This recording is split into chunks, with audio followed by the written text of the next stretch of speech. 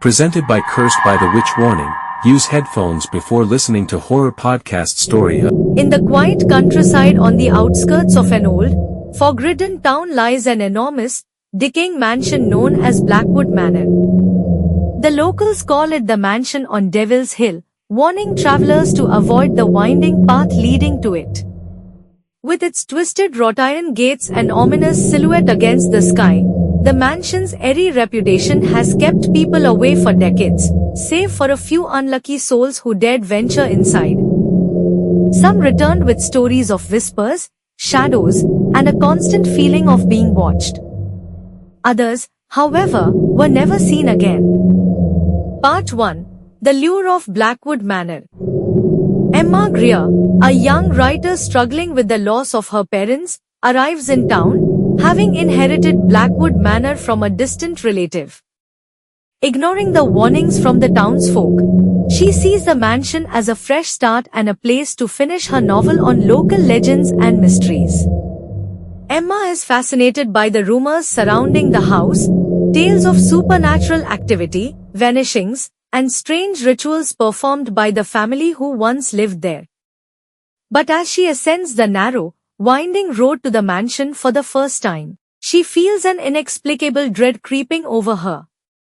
Once she enters the mansion, Emma feels a strange, almost sentient awareness within its walls. The air is cold, as if chilled from an ancient draught that never warms. Dark, looming portraits of the Blackwood family line the corridors, their eyes seemingly following her every step. She notices the strange architecture of the house, with staircases leading to dead ends, doors opening to walls, and hallways that appear endless in the dim light. At night, the mansion comes alive with unsettling noises, footsteps that echo in empty halls, doors creaking open on their own, and the faint sound of children laughing from somewhere deep within. Part 2. Uncovering the Dark History. As the days pass, Emma begins researching the Blackwood family, learning that they were once a wealthy and influential clan feared for their strange and unsettling practices. The townsfolk had long whispered that the family had dabbled in dark rituals, summoning things beyond comprehension. Legends speak of a terrible night over a century ago when every member of the family vanished without a trace, leaving the mansion empty and cursed. Emma stumbles upon an old journal belonging to Catherine Blackwood, the youngest daughter of the family. The entries begin innocently, describing the beauty of the manor, the grandeur of the parties, and the family's strange fascination with the occult. But as the pages turn, the tone shifts, describing nightly rituals in the basement, blood oaths, and a hidden room known as the Black Chapel. Catherine's final entry warns of the darkness that lives within the walls and ends with a chilling phrase, "We are never alone here." Part 3. Shadows in the Dark. One night, as Emma tries to sleep, she hears a faint scratching at her door. When she opens it, no one is there, but a trail of dusty footprints leads down the hallway. Following them, she finds herself drawn to the mansion's basement, a place she has avoided thus far. The basement is cold and damp, the air thick with a pungent, metallic smell. At the bottom of the stairs, she discovers a door she hadn't seen before, heavily locked with rusted chains. Unable to shake the feeling that she must know what's behind it, Emma searches the house for a key. In the attic, she finds a peculiar, ancient key hidden beneath the floorboards. Heart pounding, she returns to the basement and unlocks the door, revealing the Black Chapel. The room is a shrine to the macabre, filled with strange symbols painted in red, skulls on display, and an altar stained dark with what appears to be old blood. In the center stands a tall, cracked mirror. As Emma stares into it, she sees a shadowy figure standing just behind her, a woman with hollow eyes and a twisted smile, who vanishes when Emma turns around. Part 4. Descent into Madness. Following her encounter in the chapel, Emma becomes increasingly paranoid, hearing whispers in her ear, feeling cold hands brush her arms, and seeing shadows in her peripheral vision. It seems as though the mansion itself is alive, bending to an unseen force's will, with walls and doors shifting when she's not looking.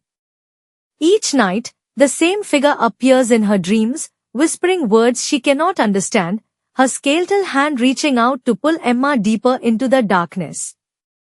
Desperate to escape, Emma tries to leave, only to find the front door locked, the windows barred as though by an invisible force. She attempts to call for help, but her phone dies, and any attempt to signal the outside world fails. She is trapped, a prisoner of the house. As she explores further, she discovers a secret passage leading to a hidden room at the mansion's heart. Inside, she finds a massive painting of the Blackwood family, but something is off. The figures in the portrait are blurred, with faces that look stretched, twisted, and shadowed. Emma feels a chill as she notices an empty space in the painting, the faint outline of a figure, herself. Part.